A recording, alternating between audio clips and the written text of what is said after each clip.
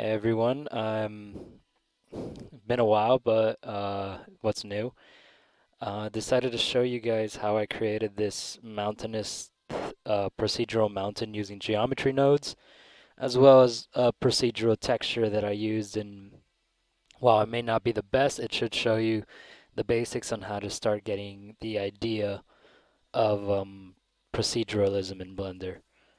So I'm pretty sure I already showed you. You can see in the thumbnail or in this preview image that I'm probably putting up right now, how this render comes out. But we'll hop right into a new file and start the tutorial. See you all in a bit.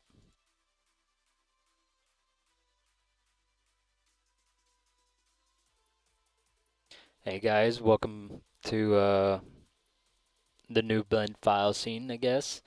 I like to have it all blanked out, so if you see anything like a cube or something, just delete it. I will say I do not have screencast keys on like I wanted to have it, but I don't know why it just wasn't working. So we're gonna continue on anyways. So let's add a new plane or a grid in this case. Increase the size to 6. It could be whatever you want, but 6 is what I will choose. Subdivisions to 20. Now we have a well subdivided mesh. We're gonna split the window here, open up Geometry Nodes Editor, and now create a new node network. From here, we want to add even more subdivisions because this isn't enough, but we could also add it from here. The advantage of adding it from here is that you could increase the differences from the viewport and the render. So in this case, I want the render to be 4, but I'm going to keep the viewport to 2 in order to not overload myself. Now let's select back into the geometry nodes, minimize that. What we're going to do now is we're going to move all these points individually from itself based off of a texture. In order to do that, we need to set a position. So set position node will help us do that, and based off of the offset, we'll offset each vertices differently. So in order to do that, let's get a vector math, set it to scale, and plug that into the offset. Now in this node, we need to tell it based off what it's scaling off. So we're scaling off of the normal, which right now is all facing upwards. So it's only being scaled on the z-axis. We're going to change that based off of some math. So first we're going to add a multiply node. Set that into the scale option. Set the bottom one to the bottom number to 1. We're going to add a color ramp. This is just so we can clamp off some values. And now we're going to add our texture. In this case, I'm going to use a noise, but you can use other textures as well. So let's add the factor into here, or we could add the color. Not much of a difference, to be honest. Utilities, no, vector math. Keep it on add, and then we're going to want to add this with the position, and what this allows us to do is slide this over. So now we have our first node setups. We're going to decrease the scale in order to get a more mountainous range. And you see we already have something. That's pretty good. Now, we could add more detail on top of this simply by duplicating these 3 nodes, plugging back in the position node. Let's give ourselves a bit more space here. Switching this to add and adding in the secondary node. Now what this does is that we can add more details on top of this detail. So we could see that we have now 2 positions. So if I just start messing around, we can really start to see some cool stuff. Now right now everything is still in the flat shaded mode, which you might like, you might not want. What what I recommend you do is instead of hitting right click shade smooth, you can do it here. Type in shade smooth, set shade smooth, put it there, done. Now, right now we don't have a lot of subdivisions, so we can, if we increase it to 4, we can see we have pretty good detail. Let's set it back down to 2. And we're going to continue messing around with this. Now, something else that's pretty cool is if I grab all of these, mute them. Actually, we're going to just slide this one here and just keep it there. If I switch this node to, say, a wave texture node, I could get a completely different effect. And you'll see that this kind of looks like those metal sheaths that you see on buildings sometimes, or on shutters. And this can really, there you go, see? Metal shutters, or hurricane shutters as we call them here. Um, but that's not what we're going for, but just so you know, you can change the distortion and the positions in order to be whatever, pretty much whatever you want, even based off of an image, but that's a little bit trickier and requires a little bit more patience. But for now, we're going to continue on this mountain path and just, there you go. Now, I want to flatten those tops a little bit and give some bottom. I think this is a bit too much value, so I'm going to lower that down. And let's add more subdivision so I can see what I'm doing. And you can see we have some flats, some peaks, a bit more flats than I would really like, so I'm just gonna increase that. Set this back down to 2. Now, there's plenty of detail here that if we were just to see this in a render view, we would probably be fine with it, but I want to continue.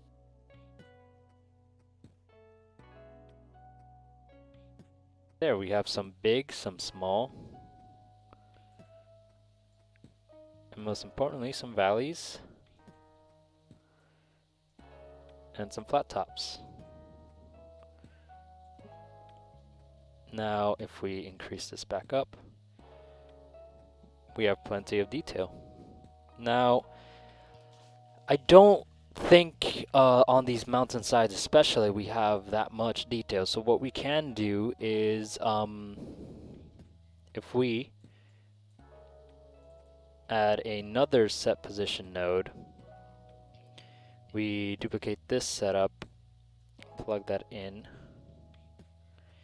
and then we duplicate this setup here and switch this to a texture, image texture, or even just another noise texture will do. Plug that in, open, look for a rocky texture, so this one will do. And just start messing with it, I guess. Now, I think this is a bit too strong, so I'm going to lower it down to 15.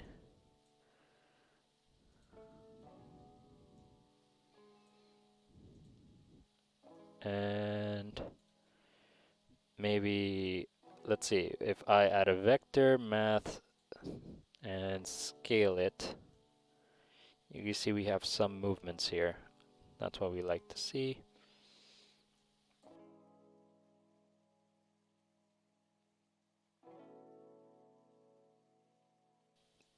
It's a bit tricky, especially if your computer isn't that powerful,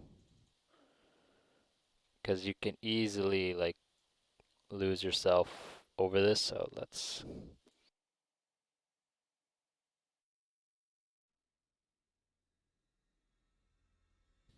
There we go. We have plenty of bumpy details here. Some on the side here, and the rest is really pretty much just going to be carried on by the texture itself, the image texture. But you can see that some of these are pretty uniform. We don't like that. So vector rotate and this angle, we're gonna go utilities, random value between 1 and 2. And that's gonna break it up. Let's actually do 1 and 3. And there you go. So it's picking random positions of the textures and rotating it based off of a value of 0 to 3. That's what I understand at least. I'm not that intelligent, but whatever. So from here, if we hit render, we don't have a light scene, so we're just gonna see gray. So what we're gonna do is go to shader, the world.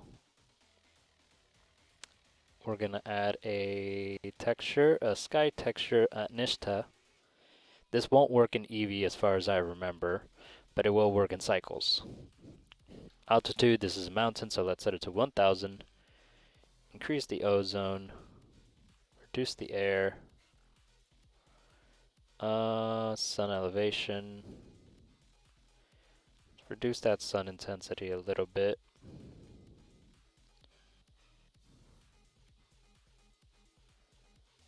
And then just start messing around.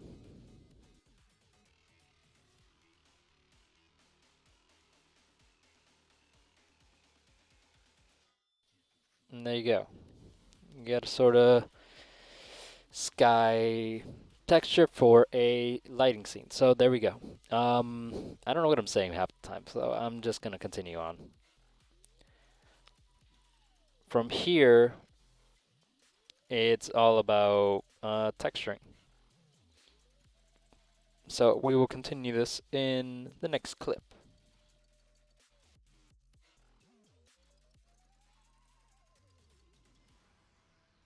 And now we're back into this scene. Now I'm gonna be procedurally shading this and showing you how I do it, but that doesn't mean it's the best way or it's the only way. I'm also gonna be maybe going back and forth from geometry nodes in order to show you guys how it more or less works out. So right now we have a gray, bluish gray mountain texture. This is just gonna be a base. It's not gonna be our final, but it's something so we can see. Now I want to add snow-capped mountains. In order to do that, I need to find out where the elevation. I need to find elevation based on 0 and 1, as Blender likes to do it. So in order to do that, I need to separate the X, Y, and Z and find that Z axis. If you have Node Wrangler enabled, just hit Control T, connect the vector, and then if we see the Z channel, you will see nothing. This is because geometry node still doesn't use UV coordinates because it doesn't have a UV map. So it's basing the UV map off of its original geometry, which was a plane, which a plane doesn't have any Z elevation. So we need to either use generated or object. In this case, I'm going to use object since it gives me a better 0 and a better 1 at the top. Now, using a color ramp, I can set this to B-spline so it's get a smoother interpolation. Set this here to black, and we can start cutting off those snow caps based off of its elevation. Now, if we hit a shader, mix shader, we can duplicate this one, set this to a bluish white, set this to the bottom, this one to the top, and the shader into the factor. If we Control Shift T that one, we can start to see snow-capped mountains. This is a bit too blue, so I'm going to slide it back down to white. And there you go. Now, this is as basic as it can get, but we're going to continue adding more.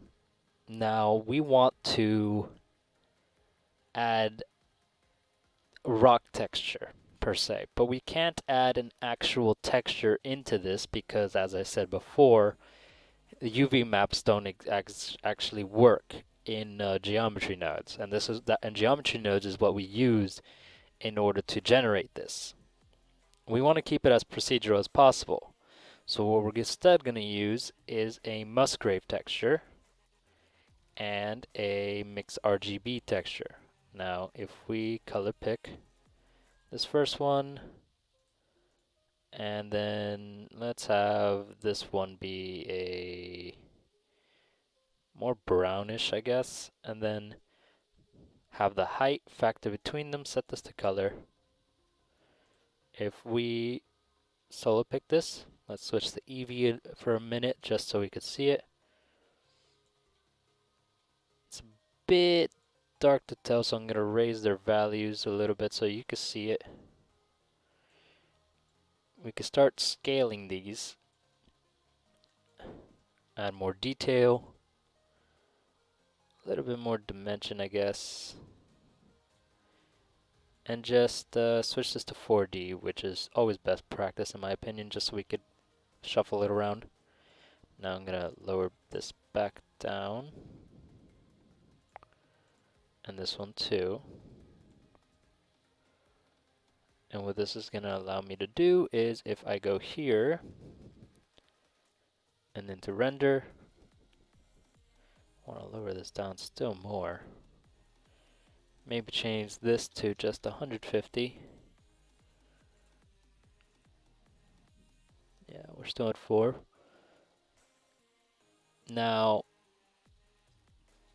this is pretty uniform. And I don't like uniform. I like chaos. So what I'm going to do, add a texture coordinate mode, make sure it's still on generated or on object, whichever you like. In this case, I'm going to keep it on generated. I'm going to add a color mix, set these both into here, but in the bottom one, I'm going to add a texture noise.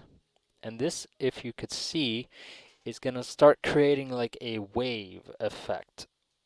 It's sort of chaotic, and it creates just interesting textures. Now, if when we throw this back into here and we check back into the main shader, you're not gonna see it that well. So let's actually lower this down to 100 or 50.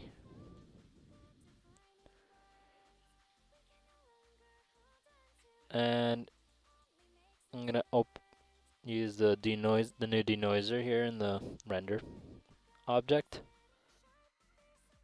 and you're gonna see that. If we continue to increase the subdivision surface, we can get more detail, but I'm not gonna push it past 4 in my viewport because I'm already lagging. Another thing we can do on these sharp shadows that we don't really like, we can use the shadow terminator and set this to 0.1 and just mess with it. See what happens. Make the scene a little bit darker. Set it to 0.5.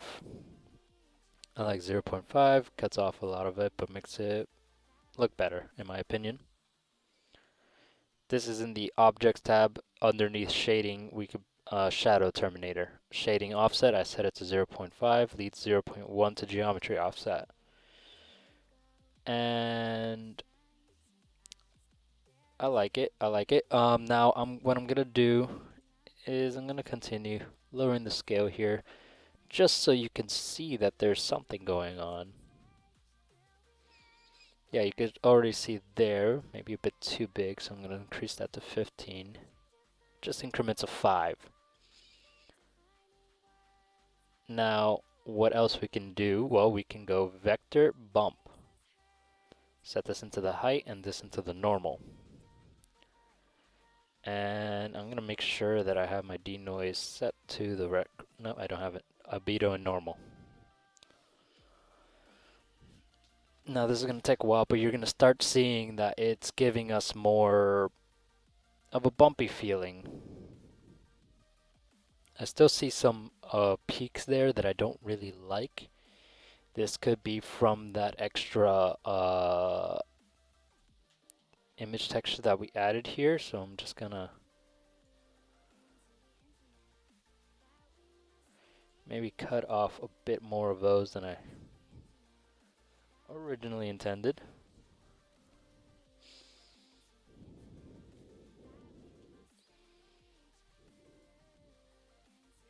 Here I kind of like this scene a little bit more, so I'm gonna maybe focus my view based off of this one.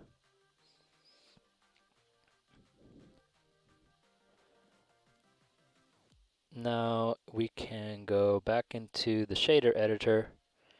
We haven't really touched the snow one, so what we like to do here is snow is reflective, it's wet, so we want to decrease this roughness a little bit, but we also want to keep it random. So what I'm gonna do is I'm gonna add a noise texture, scale this up like crazy, color ramp it, make sure white is white and black is not black. Actually the other way around, so black is a little bit less. There we go. Increase this factor to 1000 because it's a lot of snow. And then we're going to put this into the roughness. Then if we check our scene, we have shiny snow, but also lots of bumpy snow. We could also add a little bit more detail by vector bump. Set this into here and this into the normal. And then we can lower this bump strength down to 0.2, see how that looks like. And there we have a little bit more snow texture kind of in our mountains based off of a procedural system. Now, if I do this, it's not exactly like great for close-ups, but if I were to just need a quick scene for like an aerial shot, this would be pretty good. What else?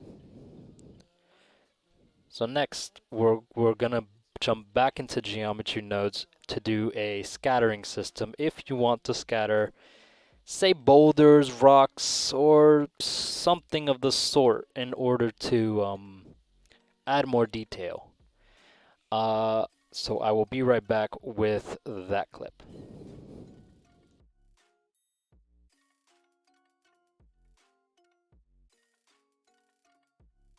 All right, and we're back with now we're gonna scatter some, let's start with cubes. Yeah, just to keep it simple, we're gonna scatter cubes based off of the elevation that we want. This is a good thing, so say at the bottom elevations you want PNGs of trees, but at the top elevations uh, you just want rocks. So now in order to do that, we're gonna first I'm gonna decrease the subdivision count so it's not bogging down the scene because this can be intensive. We want to distribute points on faces and then merge them together here. Okay, there we go. So now we are distributing points on faces. I personally like to use this Poisson this thing in order to have a little bit more control over it. So now we're gonna here it's distributing points everywhere. This indiscriminately, it's gonna distribute points everywhere. Soon as we set up more subdivisions, it's gonna increase that. So what we want to do is tell it, okay, I do not want you to put points beyond a certain elevation. Now, in order to get that going, what we're gonna do is create more space here, is use this Boolean selection. Now, if I use vector, separate x, y, z. Now we need to hit this with a, where is it? Here it is, compare. In order to get a result, set into the first one, we want it to be less than a value of 1. So anything above 1 will be selected. And then we need to take this based off a input normal. If we put this into the selection, we can start editing based off of the normal. Now, I think actually it might have not been normal, it might have been position. I might be dumb. There we go. So now we see that anything above a certain elevation doesn't get selected. Of course, if we continue going up, it'll increase that elevation until everything's selected. But if we stay down, things get pretty in control. Now we can flip this over by just simply stating greater than, and now anything above a certain elevation or below the certain elevation will get selected. So here you can make your scatter system for rocks, while here you can make your scatter system for trees. Or whatever really you want to scatter. Say you want to scatter houses down here but not up there, or vice versa. So from here we continue on the normal path. So we want to instance on points, and we want to add a mesh primitive cube. Now we're gonna scale these down a little bit because they're pretty big. And there you go. Now if we add a camera, we can then pick a spot that looks nice. Make sure in your scene you just click render region. And let's go. Here we are. If we want to fly around, what we can do is view, navigation, walk, and we can start walking with our camera using WASD. I like to use this to just position myself in the scene itself. This, I still have the subdivision level set to 2, so if I go back into here and I increase my subdivision level back to 4, I can see a lot more detail. Now if I increase my subdivision levels to 6, you'll start to see I'm already lagging quite a bit, and I might accidentally crash Blender, but we get a hell of a lot more detail.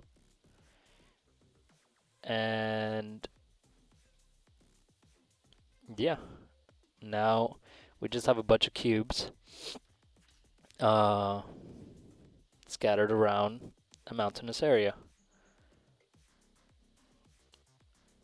I would like to add more displacement though, so what we can do is outside of geometry nodes, let's cut this back down to 2. Outside of geometry nodes, we could simply just add a displacement modifier. If I can find it. Oh god, I can't find it. There it is, displace. Add new, go to the texture. I want to open up a texture. I want to pick a rock texture, because rocks. Now, back in here, I can switch the strength to 0.15. Start messing around here.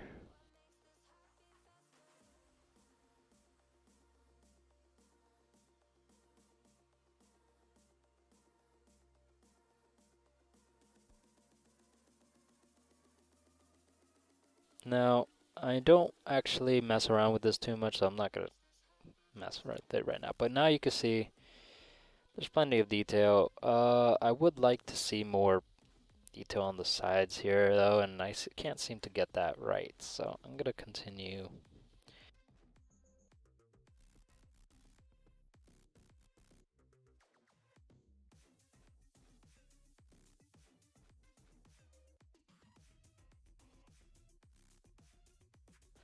System works just fine. If I were to remove this though, I could also add the subdivision surface inside of the geometry nodes itself. Set this to 4.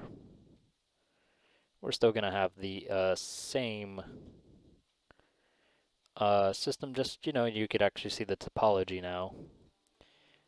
But if I were to mute this and then just show this, mute this, show this, you can see it's not really much of a difference.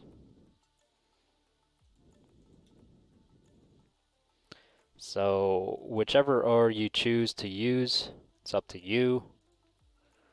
I think that using the actual subdivision here, the subdivision modifier would be better because you could actually control the level in the viewport and the level in the render, as well as some advanced stuff. While in geometry nodes, you don't really have an option for that. You just show it or you don't. But you do have subdivision curves and subdivide mesh, which is just, if you were to do it in edit mode.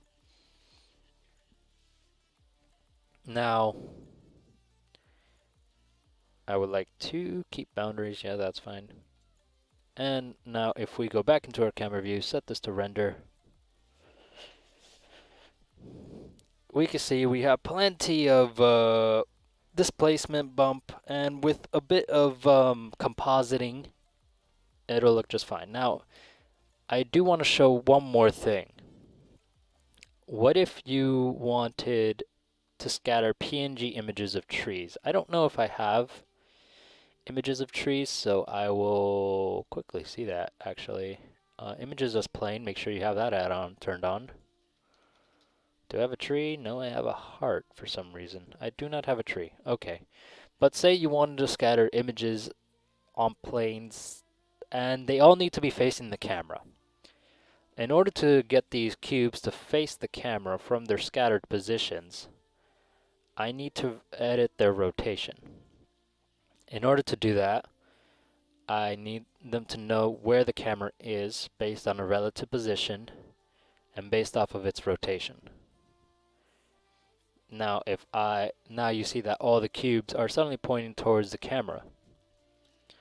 If I were to where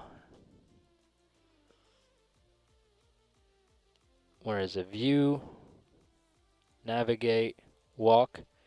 If I were to start walking, you'll see the cameras follow me. The cubes start to follow me. And that's how you add a basic version of it. There's more to it than that, of course. You can even link them up to be scaled differently based on the size or based on the distance to the camera and a bunch of other things, but that's a different topic. Anyways, this has been making mountains now, uh, and scattering based on of elevation. There's more you can do. There's always more you can do, but this will be where I'm cutting off right now. So I will render this and show you the end result, probably without the cubes because the cubes just make it look weird. Peace. Bonus tip, you probably should know this by now, but if you want to be a bit more realistic, you can set your focal length of your camera to something much higher, because imagine when photographers generally take pictures of giant scene stuff like mountains, giant forests, their camera lens is usually set to way higher than it is for a portrait of a person. This is so that they can capture the entire scene while not having to be miles back at the same time. It also causes that the scene flattens itself and just gives a much bigger scale. Another tip that you can do in order to make it seem much further is to add mist. Now to add mist, all you need to do is it's already inputted in Blender. You just need to tick the mist pass in the passes, and how to control it and how to visualize it is if you go down here to the drop down, set this to the mist pass, you'll see the mist. I like to set it to linear, set the start to 0, which is the start where the camera is. And if I'm taking a picture of this from a helicopter, this is hundreds and hundreds of meters away. So I'm going to say 500, maybe a bit too much. So 300, 200. And from here, I just start messing with it. So I can darken it, I can lighten it up a little bit, say it's only 100 meters away, which wouldn't, I guess it would be a bit, and this is gonna render out as a pass in your compositing system, right here. So, as you can see, a miss pass will come out, and you can use that to add it over your image and, kind of give it an illusion that there's atmospheric mist in the middle of you and the shot. Make it a bit more realistic. Here you can see in the viewer node, I have the rendered result. Now this isn't too bad. It is what it is. But if we do color mix, we can set the mist value to be the factor. And from there, we could also add a color ramp. So if I quickly search up a color ramp, start to crunch in the blacks, and we'll see in a bit that it will update. And there you go. And now we'll start editing this pass. It's a bit hard, especially with Blender's compositing being a bit slow. I prefer to composite in Photoshop or in Clip Studio, but it is what it is, and you know, I just want to show you guys how to do it on Blender. If we could change the color a bit to a bluer color, crunch that a little bit back in, a little bit back out, and just continues to do this. Now we could also use the miss pass to select uh, a certain frame. So I'll show you what that looks like in a bit. There we There we go, something like that. So what I could also do is if I do that, I can sort of mess with the opacity. So let's set this to 0.5. Once that updates, you'll see, yeah, there we go. That's much better for in my opinion. Now what else we can do? We can do another color mix, and with the miss pass, we can put in the same value, do a blur node,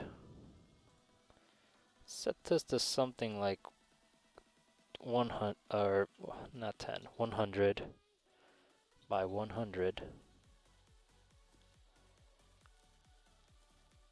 And once it updates, you'll see that. Now I can once again use a color ramp. Set this here, kind of crunch it in so it doesn't select absolutely everything. And you can see the back end is a little bit more blurred out than the front. After this, we can do our basic color comp.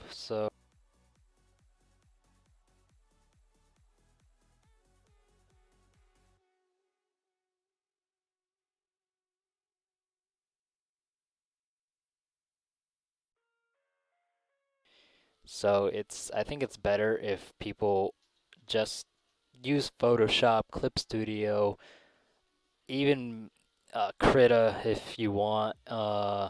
It's just more intuitive that way. So I'm gonna leave it as this. This is gonna be my saved image now, and I'll show it to you guys in the final screen. And we're gonna end this tutorial, which has been long-winded, here. See y'all later. Bye.